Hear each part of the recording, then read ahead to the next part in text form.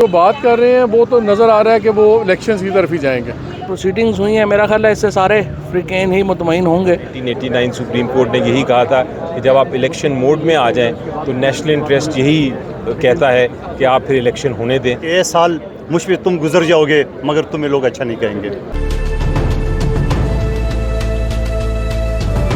बिस्मिल्लाहिर्रहमानिर्रहीम, अस्सलाम वालेकुम नाज़रीन। पूरे मुल्क की नज़रें सुप्रीम कोर्ट पर लगी हैं। तकरीबन 1.5 माह से जारी सियासी बहरान अब किसी अंजाम की तरफ पहुंच रहा है। आज 7:30 बजे सुप्रीम कोर्ट फ़ैसला सुनाएगी और जो वज़ीर आज़म की तरफ से असम्बली तहलील करने का फ़ैसला है और जो डिप्टी स्पीकर की रूलिंग थी तहरीक अदम एतमाद के हवाले से, उस पर सुप्रीम कोर्ट अपना फ़ैसला सुनाएगी। और आज बड़ी ज़बरदस्त समाअत हुई, बड़ी डिटेल समाअत हुई। 5 रोज़ तक सुप्रीम कोर्ट के चीफ जस्टिस उमर अता बंदयाल की सरबराही में 5 रुकनी बेंच ने समाअत की और इसमें जो सारी सियासी जमातें हैं उनको सुना गया, हुकूमत को सुना गया। सदर मुमलिकत, डिप्टी स्पीकर के वकला ने अपने दलाइल दिए, अटॉर्नी जनरल ने आज अपने दलाइल दिए और उसके बाद बड़ी तफसीली शहबाज शरीफ ने गुफ्तगू की अदालत के कमरा अदालत नंबर 1 में, और उसके अंदर उन्होंने सारी सूरत हाल रखी। उन्होंने बताया कि किस तरह से जो है वो हुकूमत ने इस सारी सूरत हाल में आइन को पामाल किया है। और साथ साथ उन्होंने जब चीफ जस्टिस ने दरमियानी रास्ते की बात की, इंतखाबात की बात की, तो शहबाज शरीफ ने कहा कि इस लेवल के साथ, ये जो गद्दारी का लेवल है, इसके साथ हम इलेक्शन में नहीं जा सकते, हम तो घरों में नहीं जा सकते। आज सियासी गुफ्तगू हुई आखिर में बहुत ज़्यादा, और इस तरह की बातें भी चीफ जस्टिस ने की कि आपके दरमियान इतने ज़्यादा इख्तलाफात बढ़ गए कि वज़ीर आज़म आपसे हाथ मिलाने को तैयार नहीं है। और फिर एवेंचुअली बात इसी के ऊपर आई कि मिल बैठ कर सियासी जमातें आपस में फ़ैसला करें, इंतखाबी इस्लाहात करें और उसके बाद इलेक्शंस में जाएँ। लेकिन क्या इंतखाबी इस्लाहात के लिए वक्त है? निगरान हुकूमत के पास 3 महीने में कितनी कोई इस्लाहात वो कर सकती हैं? निगरान हुकूमत के ऊपर इत्तफाक़ कैसे हो सकता है? ये सारी चीज़ें क्वेश्चनेबल हैं।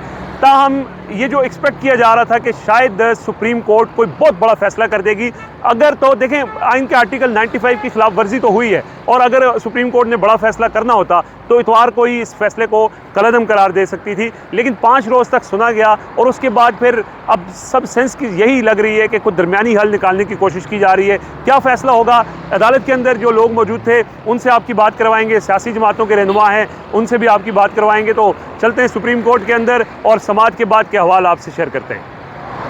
फवाद चौधरी इस वक्त हमारे साथ मौजूद हैं, अभी सुप्रीम कोर्ट से निकले हैं। फवाद साहब, आज बड़ी लंबी डिटेल समाअत हुई, क्या एक्सपेक्ट कर रहे हैं आप? देखिए, अल्हम्दुलिल्लाह मेरा ख्याल है कि काफ़ी अच्छी समाअत हुई है। अदालत ने दोनों अफ्रीकन को सुना है, एक्सेप्ट कि ये शहबाज शरीफ और बिलावल साहब ने कुछ सियासी बातें की जो मेरा ख्याल है सुप्रीम कोर्ट फोरम नहीं था जहाँ पे वो ऐसी बात करते। अगर चीफ जस्टिस आपको बुला रहे हैं तो आप उनका एहतराम में हैं, वो नॉन पॉलिटिकल बातें करते ज़्यादा बेहतर था। बट ये जो आज की प्रोसीडिंग्स हुई हैं, मेरा ख्याल है इससे सारे अफ्रीकन ही मुतमईन होंगे, और जो जज साहब ने अपने प्रिंसिपल्स रखे हैं और जो उन्होंने असूल रखे हैं वही मुल्क के असल मफाद में। इंतखाबी इस्लाहात की बात आज अदालत ने भी की है, और निगरान सेटअप हो सकता है कि प्रोलॉन्ग करे और इस्लाहात पे सब बैठ जाएं।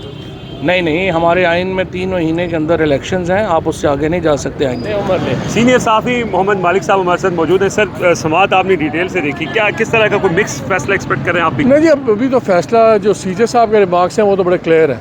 उन्होंने रूलिंग तो आप लोगों को पता ही है, उसको कह दिया है, ऑब्जर्वेशन दे दिया कि गलत है।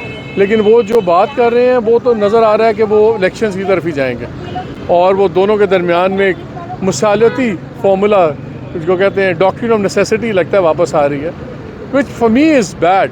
क्योंकि मेरा ख्याल है अदालत को फैसला प्योर लीगल पॉइंट्स पे करना चाहिए। मखदूम अली ख़ान स्पोक ब्रिलियंटली, उन्होंने 2-3 बातें बड़ी अच्छी पॉइंट आउट की। उन्होंने कहा कि जी अगर आज आप करेंगे इस तरह तो 3 गवर्नमेंट्स, प्रोविंशियल गवर्नमेंट्स उनके कंट्रोल में, पंजाब है उनके पास, GB है उनके पास, KP है, तो वहाँ हम वो एडमिनिस्ट्रेशन को मिसयूज़ करेंगे।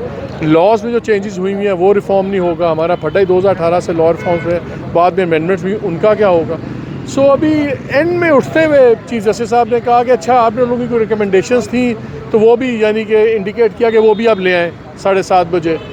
लेकिन अगर इनकी रिकमेंडेशंस होंगी भी, मुझे नहीं समझ आती वो बगैर पार्लियामेंट के लॉ में कैसे इनकॉर्पोरेट होंगी। सो मुझे लग रहा है कि कोर्ट वो जो एक लफ्ज़ है जिससे मैं बड़ा डरता हूँ, लार्जर नेशनल इंटरेस्ट, कि हम नेशनल इंटरेस्ट में फ़ैसले करेंगे। मेरा ख्याल है भी हम बड़े ध्यान से हमने बात करनी है, कोर्ट का मामला है, लेकिन मेरा ख्याल है जजेस को फ़ैसले लॉ पॉइंट्स पे करने चाहिए, पॉइंट्स ऑफ लॉ पे। नेशनल इंटरेस्ट बड़ा सब्जेक्टिव है।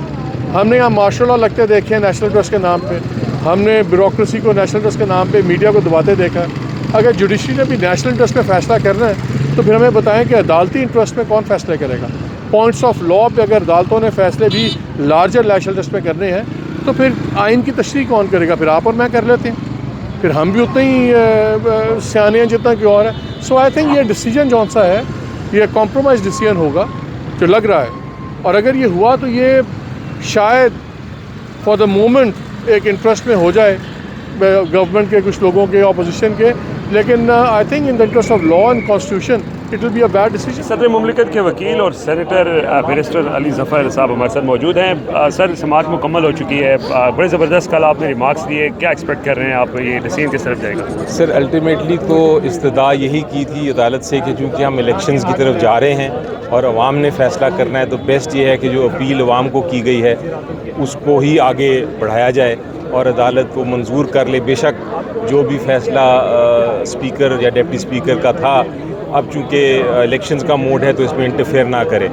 तो उम्मीद तो ये है कि अदालत अब जब 7:30 बजे आएगी तो वो कोई वे फॉरवर्ड बताएगी, और उसमें एक वे फॉरवर्ड ये हो सकता है कि वो ये इलेक्शन को आगे कामयाब बनाने के लिए कहे कि अब आप आगे चलें। सर, क्या ये हो सकता है कि स्पीकर की रूलिंग को जो है वो ओवर रूल किया जाए और उसके बाद इलेक्शन अनाउंस किया जाए? ये फिर कोई कॉन्ट्राडिक्टरी चीज़ नहीं होगी, या स्पीकर की रूलिंग के हवाले से अदालत फिर इस्तेसार बरतेगी कि हम मुदाखलत नहीं कर सकते? जी देखें, हो सकता है ये भी किया जा सकता है, अदालत ये कहे कि स्पीकर की रूलिंग जो है वो हमारे मुताबिक गैर आइनी थी, क्योंकि वो उनके पास इख्तियार नहीं था स्पीकर के पास ये रूलिंग देने का। लेकिन चूँकि हम अब इलेक्शन मोड में आ गए हैं, और आपको पता है वो सैफुल्लाह का केस 1989 सुप्रीम कोर्ट ने यही कहा था कि जब आप इलेक्शन मोड में आ जाएं तो नेशनल इंटरेस्ट यही कहता है कि आप फिर इलेक्शन होने दें।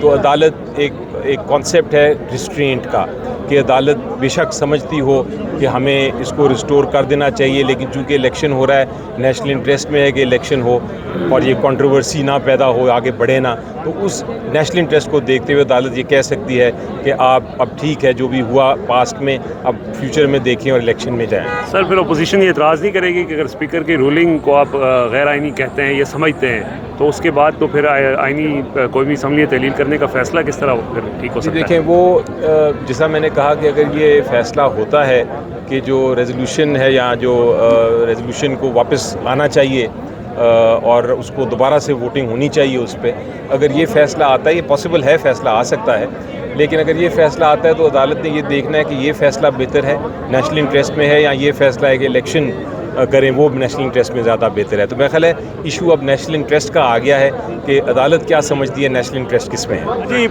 जो पिछली असम्बली थी अब है या नहीं है वो तो फैसला बाद में होगा। रुकने कौमी असम्बली थे वज़ीरिस्तान से मोहसिन दावर साहब, आपको क्या लग रहा है आज समाअत में? तो ऐसा लग रहा है कि कोई दरमियानी बात हो रही है। देखिए जी, कुछ उनके जो रिमार्क्स उनसे तो लग ही रहा है। बहरहाल कुछ कहना कबल अज़ वक्त होगा, लेकिन एक बात है कि कानून में दरमियानी चीज़ कोई नहीं होती। कानून में कोई दरमियाना रास्ता नहीं होता, या कोई चीज़ ठीक होती है या फिर गलत होती है, दरमियाना रास्ता कोई नहीं होता। और अगर अदालतें, कानून, आइन अगर मसलहतें निकालनी शुरू हो जाएं तो मेरे ख्याल में वो निज़ाम पर नहीं चल सकता। ये पीपल्स पार्टी के रहनुमा और सीनियर वकील कादिर मंदू खैल साहब हमारे साथ मौजूद हैं। सर, समाज से तो ये जो अब अंदाज़ा लगा रहे हैं सब लोग कि कोई दरमियानी हल निकाला जा रहा है, इलेक्शंस की तरफ भी जाया जा रहा है और स्पीकर की रूलिंग के ऊपर भी एतराज़, तो ये दरमियानी हल क्या होगा? आपने अच्छी तरह कोर्ट के अंदर सुन लिए, एक गद्दार की गद्दारी पकड़ी गई, एक चोर की चोरी पकड़ी गई है। उसके बाद दूसरी बात क्या रह जाती है? जब डिप्टी स्पीकर की रूलिंग को 5 जज साहिबान ने गलत करार दिया है तो आगे तो ख़त्म हो गया। बाकी इसके बाद जो भी प्राइम मिनिस्टर की या सदर के जो अहकाम है उसकी तो कोई हैसियत नहीं है। तो मैं समझ रहा हूँ, मैं भी उम्मीद हूँ कि असम्बली बहाल होनी चाहिए और 3 तारीख की हमारे नो कॉन्फ्रेंस जो मुशम है उसके उसी स्टेटस पे होने चाहिए। इसी में हम सबका भला है। अगर इस तरह नहीं होता तो फिर अपोजिशन की क्या हिकमत अमली होगी? देखिए, पश्तो में कहावत है कि ये साल मुझ पे तुम गुजर जाओगे मगर तुम्हें लोग अच्छा नहीं कहेंगे। अच्छा, यानी बिल्कुल बड़ा मानी खेज शेर अब्दुल कादिर मंदू-खेल साहब ने पढ़ा है। तो यहाँ पे आपने देखा है कि मुख्तलिफ़ लोगों की जो राय है, मुख्तलिफ़ सियासी जमातों की भी, मीडिया के लोगों की भी, वो आपके सामने रखी है। अब फैसला जो आएगा वो तो ज़ाहिर है 7:30 बजे सुनाया जाएगा, लेकिन आज की समात के हवाले से बड़ी इंटरेस्टिंग चीज़ें हुई हैं और जो लोग समात के अंदर मौजूद थे, मुख्तलिफ़ सियासी जमातों के लोग, उनसे भी हमने बात की है। तो देखते रहें, बातचीत फैसला आएगा तो उसके बाद भी फिर हम जो है वो मज़ीद आपसे बात करेंगे। कमेंट लाजमी करें। Thank you.